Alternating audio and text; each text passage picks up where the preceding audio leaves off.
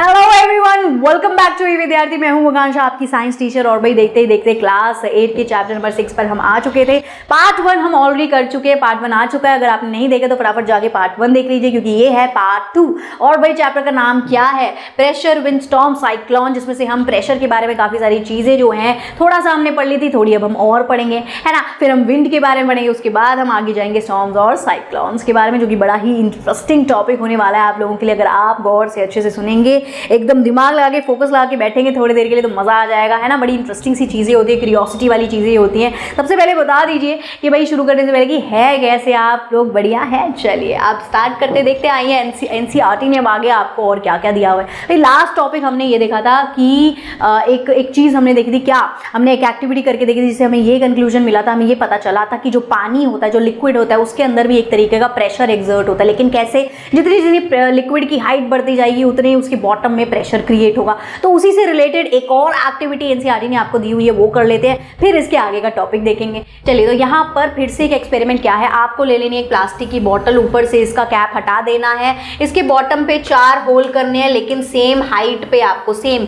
Equal level पे आपको ये होल करने होंगे। नीडल या कोई नेल से कर सकते हैं। अगर नहीं हो पा रहा अच्छे से, तो फिर उसको थोड़ा सा आगे से ना नीडल को गर्म कर लो, तो इजीली प्लास्टिक की बोतल में वो चला जाएगा और इजीली होल हो जाएंगे। तो सेम लेवल पे आप करेंगे। उसके बाद आप इन होल्स पर टेप चिपका देंगे और पानी भर लेंगे, फिर टेप्स को हटा देंगे। जब टेप्स को हटाएंगे तो आप कुछ इस तरीके का नज़ारा जो है देखेंगे। आप देखेंगे बॉटल में एक साथ सेम प्रेशर से सारे होल्स में से ऐसे इक्वली पानी निकल रहा है। इससे हमने कंक्लूड क्या किया, क्या कंक्लूजन हमें मिला? हमें कंक्लूजन ये मिला कि जो पानी होता है, जो मतलब वो किसी होल के आसपास ही सिर्फ एक प्रेशर क्रिएट नहीं कर रहा, वो हर जगह से सेम ऑल डायरेक्शन से, मतलब वो एक साइड में, सिर्फ कुछ साइड में या कुछ जगह पर ही जो है लिक्विड प्रेशर एग्जर्ट नहीं करता है, वो सारी डायरेक्शन में प्रेशर को एग्जर्ट करता है। यानी कि जो पानी है वो हर जगह से, हर होल से इक्वल अमाउंट में और इक्वल प्रेशर के साथ निकल रहा है। इससे हमें ये पता चल रहा है। और बॉटम एरिया में, है ना, तो वही इससे हमें ये पता चला कि जो बॉटम एरिया होता है उसमें बहुत ज्यादा प्रेशर होता है और हर डायरेक्शन में इक्वल प्रेशर होता है। ये हमने इससे कंक्लूड कर लिया, ऑब्जर्व कर लिया। अब इसी से रिलेटेड एक देखो रियल लाइफ का एक चीज है। डैम आपने अगर देखी होगी, डैम देखिए आपने, डैम कैसी होती है? ऊपर से आपको थोड़ी पतली दिख रही होती है, पतली सी जो दीवार होती है वो थोड़ी पतली सी बनाई हुई होती है। जैसे जैसे वो नीचे जा रही होती है, इस तरीके से वो फैल रही होती है, ब्रॉड हो जाती है नीचे जाते जाते। बहुत हैवी मोटी दीवार होती है। नीचे जो दीवार होती है, नीचे वाली, वो काफी मोटी होती है और ऊपर वाली थोड़ी सी पतली होती है ना। कुछ इस तरीके से मान लो, ये तो मतलब 3D नहीं बना है तो समझ नहीं आया, बट आप समझ रहे हो, थोड़ी सी ब्रॉड हो जाती है, चौड़ाई उसकी नीचे जाते जाते बढ़ जाती है। ऐसा क्यों होता है? क्योंकि भाई सेम फंडा है। अगर डैम में क्या होगा, डैम में अगर वाटर लेवल बहुत ज्यादा हाई है, ठीक है, हाइट उसकी काफी अच्छी खासी ऊंची है, तो क्या होगा, नीचे हमें पता है नीचे जो प्रेशर है पानी का बहुत ज्यादा तेज होगा। हॉरिजॉन्टल लेवल पे, सरफेस लेवल पे नीचे पानी का प्रेशर बहुत ज्यादा तेज होगा। तो उस तेज प्रेशर को टैकल करने के लिए हमें कुछ स्ट्रॉन्ग चाहिए, है ना। तो स्ट्रॉन्ग मोटी वॉल होगी, तभी तो वो उस हाई प्रेशर को जो है टैकल कर पाएगी, डील कर पाएगी।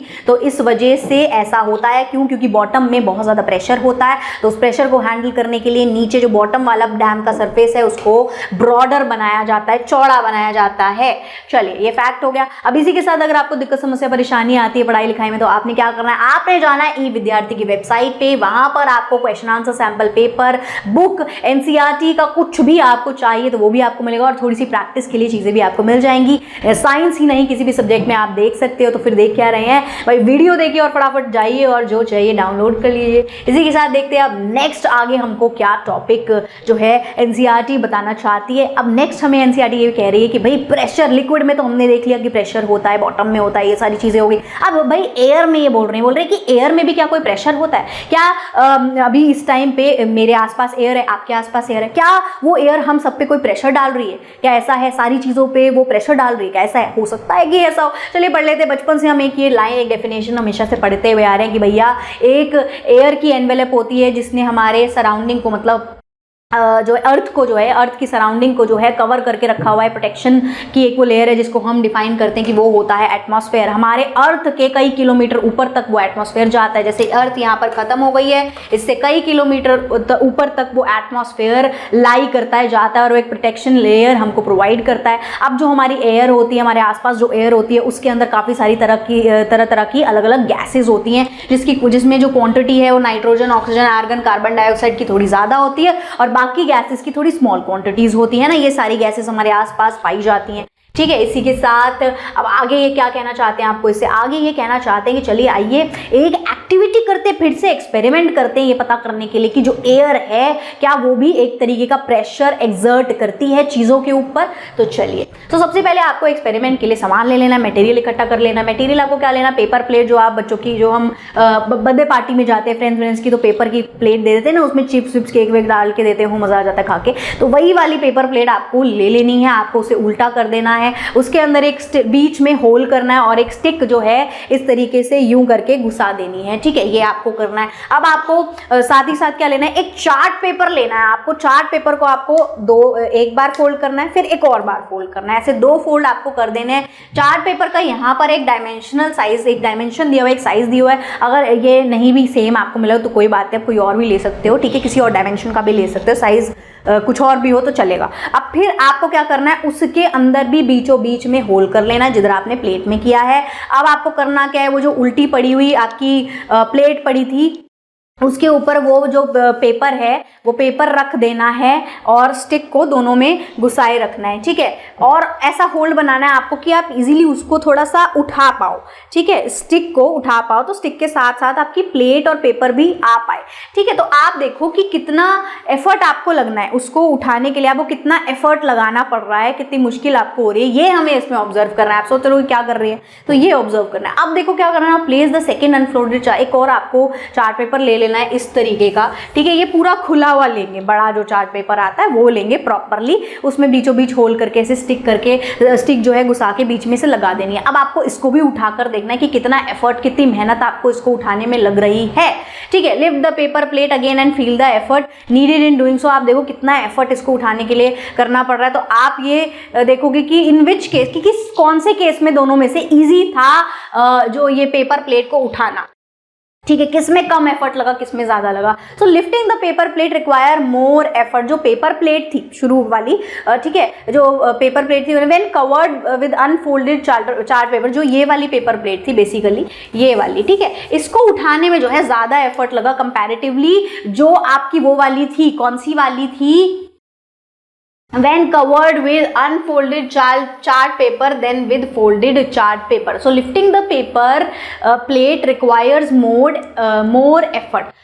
तो जो पेपर प्लेट होगी कौन सी वाली, जो कवर्ड थी अनफोल्डेड चार्ट पेपर से, अनफोल्डेड वाली मतलब वो जो बड़ी वाली, मतलब दूसरे वाले में आपने यही करा है, वो जो अनफोल्डेड चार्ट पेपर था वो भी आपने पेपर प्लेट के ऊपर ही रखा है इतना बड़ा सा, ठीक है। उसको उठाने में ज़्यादा मुसीबत लगेगी कंपैरेटिवली जो आपकी पहले वाली थी, यानी जिसपे आपने छोटा सा फोल्ड करके रख दिया है, उसको आप थोड़ा ईजिली उठा लोगे। और बड़े वाले को उठाने में स्टिक से थोड़ी मुसीबत, थोड़ा एफर्ट लगाना पड़ रहा है आपको, because the unfolded sheet increases the covering area, ठीक है, क्योंकि क्या हो रहा है, जो अनफोल्डेड शीट है, जो जिसको आपने फोल्ड नहीं किया, वो एरिया बढ़ गया, वहां पर एरिया बढ़ गया तो यहाँ पर प्रेशर भी बढ़ रहा है। यहाँ पर चीज थोड़ी सी डिफरेंट आ गई है, देखो, है ना, यहाँ एरिया बढ़ रहा है तो एफर्ट लग रहा है उसको उठाने के लिए, यानी प्रेशर बढ़ रहा है। Notice that weight of the covering sheet has not change. Weight वगैरह तो उसका नहीं बढ़ रहा है, वेट तो वही था, वही वाला चार्ट पेपर, उसको खोल दिया, उसको बंद कर दिया, तो इसका तो कोई लेना देना नहीं है। इसमें क्या है, लार्जर एरिया, जितना ज्यादा एरिया होगा उतना एयर का प्रेशर होगा, ठीक है, उतना एयर उस चीज को प्रेस करेगी, दबाएगी, ऊपर से उसको ऐसे दबाएगी, प्रेशर देगी, एंड ग्रेटर द फोर्स, उतना ही फोर्स लगेगा, ठीक है। ये वाला फंडा यहाँ पर यूज हो रहा है। वी कैन इन्फर, अब हम कंक्लूड क्या कर सकते हैं, इससे हमें पता क्या लगा, that air exert force on the covering, जो हवा है वो एक तरीके का फोर्स लगा रही है कवरिंग शीट पर, making it harder to lift the paper plate, जिसकी वजह से क्या हो रहा है, जो ऊपर की कवर वाली शीट थी जिससे ढक दिया आपने पेपर प्लेट को, उस पर एयर एक अपना प्रेशर लगा रही है, प्रेस कर रही है, जिससे कि नीचे की पेपर प्लेट को उठाना काफी ज्यादा मुश्किल हो गया है। This force increases the area of the sheet. ये फोर्स कैसे बढ़ रहा है, जैसे जैसे शीट का एरिया बड़ा हो रहा है उतना ही फोर्स ज्यादा लगाना पड़ रहा है, बढ़ रहा है, indicating that air pressure rises with the larger area. इससे हमें क्या पता चल रहा है, एयर प्रेशर उतना ज्यादा होगा जितना बड़ा एरिया होगा, जितना बड़ा एरिया, जितनी बड़ी चीज, जितना बड़ा ऑब्जेक्ट, उतना ज्यादा air pressure. Since pressure is force, अब हम इसको डिफाइन कर सकते हैं, ठीक है, pressure is force per unit area, ये तो हमें पता है, प्रेशर क्या है, फोर्स पर यूनिट एरिया आगे क्या है, air exert pressure on all objects, ठीक है। अब इससे एक और चीज हमें पता चल रही है, एक और चीज है, फैक्ट है कि जो हवा होती है, एयर, वो हर एक ऑब्जेक्ट पे एक तरीके का प्रेशर लगाती है, मतलब अलग अलग तरीके का प्रेशर लगाती है बस, ठीक है। जैसे मुझ पे और आप पे भी प्रेशर लग रहा है, जो हमारे आसपास चीजें हैं उन पे भी प्रेशर लग रहा है, जो बोर्ड है इस पे भी प्रेशर लग रहा है, हर चीज पे प्रेशर लग रहा है, और उसी को कहते हैं एटमॉस्फेरिक प्रेशर। जो एटमॉस्फेयर हम सारी चीजों पे, हम सब पे प्रेशर लगा रहा है, उसको कहते हैं एटमॉस्फेरिक प्रेशर। ये हो गई डेफिनेशन। चलिए इसी के साथ आगे बढ़ जाते हैं। अब you must have experience that when you blow air into the balloon, आपने ये फील किया होगा या ये एक्सपीरियंस किया होगा कभी भी कि जब आप इस तरीके से माउथ से बैलून को फुला रहे हैं, ठीक है, ऐसे एयर भर रहे हैं बैलून के अंदर, तो वो फूल जा रहा है। वो क्यों फूल रहा है भाई? This is because the air being field inside the balloon exert pressure, क्योंकि जो हवा अभी हम उस बैलून के अंदर डाल रहे हैं, जो उसको दे रहे हैं, उसके अंदर एक प्रेशर के साथ हम हवा भर रहे हैं, है ना। ज्यादा प्रेशर हम बैलून के अंदर डाल रहे हैं, जबकि बैलून के बाहर जो प्रेशर है वो थोड़ा सा कम है on the walls of the balloon. अब यहाँ पर क्या है, इससे क्या हो रहा है, उसकी जो बैलून की वॉल्स है उस पर काफी ज्यादा, अंदर की जो वॉल्स है उस पर प्रेशर पड़ रहा है, जिससे वो फूल रहा है ना। यही लॉजिक है। Can we say that air exert pressure in all direction, क्या हम ये कह सकते हैं कि एयर भी हर डायरेक्शन में प्रेशर लगा रहा है? Yes, that is why balloon expand in all direction. बिल्कुल ऐसा है, तभी तो बैलून हर डायरेक्शन में बढ़ रहा है। ऐसा थोड़ी है कि इधर से थोड़ा कम, ऐसा तो नहीं होता ना, वो एक साथ पूरा बैलून बढ़ जाता है। What happen when air inflated balloon is kept without closing it mouth. अब मान लो कि भाई गुब्बारा फुलाया, बैलून फुलाया और बंद मैंने किया नहीं, गांठ लगाई नहीं है, ठीक है, उसको बंद तो किया नहीं, तो फिर क्या होगा, वो बहुत तेजी से हवा उसमें 1 सेकंड में वापस से निकल जाएगी उसमें से। तो ऐसा क्यों होता है ना, मतलब ऐसा होगा, पहली तो चीज ये होगा, air escapes from the balloon, balloon जो है, बैलून में से जो है हवा निकल जाएगी फटाफट, ठीक है। व्हाई डज द एयर, अब क्यों निकलेगी वो क्यों निकल गई भाई? वो इसलिए निकल गई क्योंकि हुआ क्या, इंटरनल प्रेशर जो था अभी उस स्ट्रेच इलास्टिक बैलून जो है, बैलून के अंदर जो एयर प्रेशर था वो क्या था भाई, वो क्रिएट हो गया था higher than the external atmospheric pressure. बाहर जो एटमॉस्फेरिक प्रेशर है वो क्या है, वो कम है कंपैरेटिवली। अंदर इस समय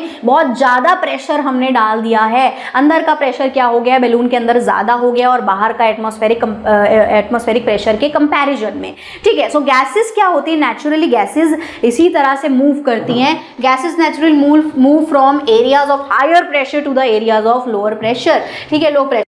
अब वो गैस निकल के बाहर क्यों चली गई? बाहर, अंदर तो क्या था, हाई प्रेशर था, है ना। तो गैस मूव करती है यूजुअली हाई प्रेशर से लो प्रेशर की तरफ, तो अंदर हाई प्रेशर था इसलिए वो बाहर लो प्रेशर की तरफ चली गई फटाफट से, ठीक है। ये चीज हो गया। Since the air inside the balloon, इसीलिए जो एयर बैलून के अंदर है इज अंडर हाई प्रेशर, ठीक है, अंदर क्या है, हाई प्रेशर है उसका, एयर का, देन द आउटसाइड एनवायरमेंट से। सो इस वजह से क्या है, it seeks to equalize this pressure. चलिए, तो भाई ये समझ आ गया फंडा, आपको ये लॉजिक समझ आ गया, ठीक है। इसमें क्या एटमॉस्फेरिक प्रेशर क्या होता है। अब थोड़ा सा और समझने के लिए एक एक्टिविटी, एक एक्सपेरिमेंट यहाँ पर दिया हुआ है, आपको लेना है। एक शक्कर होता है जो, ठीक है, आपने देखा होगा, अगर ऐसे चिपका देते हो अगर आप ग्लास पे चीज, किसी वुडन की चीज पे या किसी भी चीज पे, उस पे बहुत लोग क्या करते हैं, थोड़ा सा उसको पानी लगा के गीला कर देते हैं और ऐसे पट से चिपका देते, तो वो कहीं पे भी फटाफट से ऐसे चिपक जाता है और उसको निकालना थोड़ा सा टफ हो जाता है, बड़ा ना प्रेशर लगाना पड़ता है, ठीक है। ऐसे चिपकू बोलता है कोई उसको, कोई शक्कर बोलता है, या बच्चे की जो, बेबी की जो निपल्स आती हैं वो आप बॉटल में लगाने वाली वो यूज कर सकते हो। या फिर अगर आपने कार में सनशेड्स देखे होंगे तो कुछ ऐसे सनशेड्स बेचते हैं ना रेड लाइट वगैरह पे, जो ऐसे चिपकाने वाले ही होते हैं, बीच में उसके लगा हुआ होता है इस तरीके का शक्कर, और उसको जैसे ही आप अपनी गाड़ी के शीशे पे ऐसे चिपकाओगे वो बिल्कुल बढ़िया चिपक जाए। कभी कभी नहीं चिपकता तो उसको थोड़ा पानी या किसी चीज से गीला कर लेते हैं और ऐसे करके चिपका देते हैं, और फिर जब उसको वापस खींचते हैं तो काफी प्रेशर लगता है। तो ऐसा क्यों होता है, तो वो देखते हैं क्यों होता है, ठीक है। पहले तो ऐसा करना है, ऐसे करके देखते हैं। Take a good quality rubber sucker, आपको इस तरीके का एक रबर शक्कर या कोई बेबी की बॉटल वाली निप्पल ले लेनी है। Press it firmly against the, आप उसको अच्छे से जो है प्रेस करो किसी भी फ्लैट सरफेस पे, ठीक है, किसी टेबल पे कर सकते हो, जमीन पे कर दो, कहीं भी कर लो, फ्लैट सरफेस होना चाहिए। So do you realize that it stick to the surface, आपने ये रियलाइज किया कि वो सरफेस पे फटाफट चिपक जाएगी। Now try to pull it off. अब आप उसको खींचने की कोशिश करो।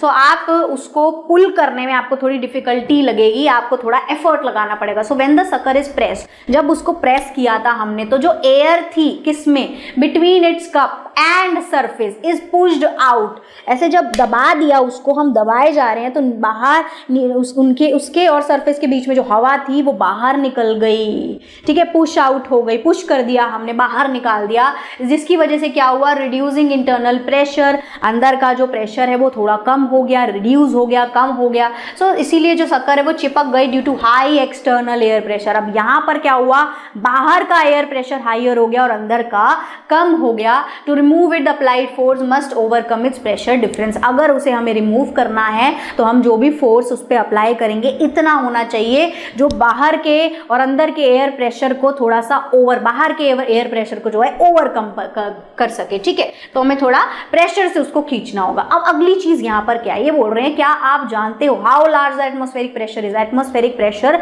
कितना ज्यादा है, कितना लार्ज है, क्या क्वांटिटी दे रखी है, बहुत ज्यादा डिटेल में नहीं जाना है, ये बस आपको समझाने के लिए चीज बताई हुई। बोल रहे हैं जब फोर्स एक्सर्ट होता है बाय एटमॉस्फेरिक एयर, ठीक है, जब किसी भी चीज पे एक तरीके का फोर्स एक्सर्ट होता है, कौन करता है, एटमॉस्फेरिक एयर करती है।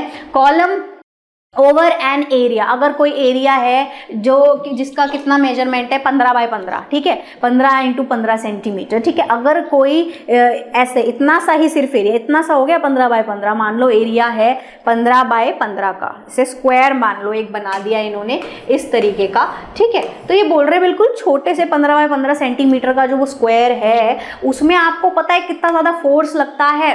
ठीक है, is nearly equal to the force of gravity on an object. वो किसके इक्वल होता है, वो इक्वल होता है फोर्स ऑफ ग्रेविटी जो एक ऑब्जेक्ट पे लगाई जाए जिसका मास हो 225 किलो। ठीक है, ऐसा कोई ऑब्जेक्ट जिसका अगर मास है 225 किलो, या हम बोल सकते हैं वेट है 2250 न्यूटन, उतना फोर्स लगता है, एटमॉस्फेरिक मतलब प्रेशर लगता है इतने 15 बाय 15 के किसी भी सरफेस पे। ठीक है, 225 किलो के मास जितने मास या 2250 न्यूटन वेट जितना किसी ऑब्जेक्ट का होगा, उतना एटमॉस्फेरिक प्रेशर इस 15 बाय 15 सरफेस पे लगता है, यानी इतना ज़्यादा। सो वही इसके हिसाब से तो फिर हम लोग जो है इस एटमॉस्फेरिक प्रेशर के नीचे दब के मर जाने चाहिए, है ना, अंडर दिस वेट। इतना वेट अगर कोई हम पे डाल रहा है ना, मतलब 15 बाय 15 पे जब 225 kg कोई मास डाल रहा है या 2250 न्यूटन कोई वेट डाल रहा है, तो हम तो फिर कुछ भी, हम 15 बाय 15 से तो बहुत बड़े हैं, ऐसे तो हम दब के मर जाने चाहिए, क्रश हो जाएंगे। लेकिन क्या होता है, हमारे बॉडी के अंदर जो फ्लूइड्स भरे हुए होते हैं, ठीक है, हमारे बॉडी के अंदर क्या होते हैं, गैसेस होती है, फ्लूइड्स होते हैं, जिसकी वजह से ये इक्वल हो जाता है बाहर के एटमॉस्फेरिक एयर से, जिससे हम एकदम फुल बढ़िया एकदम रह पाते हैं। दिस बैलेंस हो जाता है एक तरह से, this balance the pressure exerted from the outside. इससे जो बाहर प्रेशर लग रहा है और जो हमारे बॉडी के अंदर है, ये बैलेंस हो जाता है, इक्वल हो जाता है। The pressure inside our body is caused by the movement. और हमारे बॉडी के अंदर प्रेशर किस वजह से होती है, मैंने बताया, फ्लूइड्स और gases in tissues and organs of the body. So इस वजह से अंदर और बाहर का प्रेशर जो है वो मेंटेन हो जाता है, इक्वल हो जाता है, जिससे हम क्रश नहीं होते और हम एकदम सही सलामत चकाचक चल रहे हैं। The SI unit of pressure, pressure की SI यूनिट क्या होती है, ये देखो अभी हमने देखी थी लास्ट वाली वीडियो में, न्यूटन पर मीटर स्क्वायर। ठीक है, इसको पास्कल भी बोलते हैं, यानी PA, ये भी हमने देख लिया था। अब नई बात क्या बता रहे हैं, ये बोल रहे हैं कि जो प्रैक्टिकल यूनिट होती है एयर प्रेशर की, जो हम प्रैक्टिकली यूज करते हैं, वो होती है MB। MB मतलब वो वाला MB नहीं जो भैया आपके फोन में है, नहीं, मिली बार। ठीक है, मिली बार इसको बोलते हैं, which is equal to 100 pascal, जो इक्वल होता है 100 पास्कल के। ठीक है, यानी 1 millibar is equal to 100 pascal. और इसको हम एयर प्रेशर को हम एक और यूनिट में भी एक्सप्रेस कर सकते हैं, जिसको बोलते हैं हेक्टोपास्कल, HPA, जो कि वही 100 पास्कल के इक्वल होता है, यानी इज इक्वल टू हम लिख सकते हैं HPA, 1 HPA। ठीक है, 1 HP is equal to 100 pascal, also is equal to 1 milli, क्या हो गया ये, मिली बार। ठीक है, सो इसी के साथ इस वाली वीडियो में भी सिर्फ इतना ही था। आई होप सब कुछ आपको अच्छे से समझ आया हो। Thank you so much for watching. फिर मिलेंगे अगली वीडियो में कुछ और नई इंटरेस्टिंग बातों के साथ। तब तक के लिए बाय बाय क्यूडीज।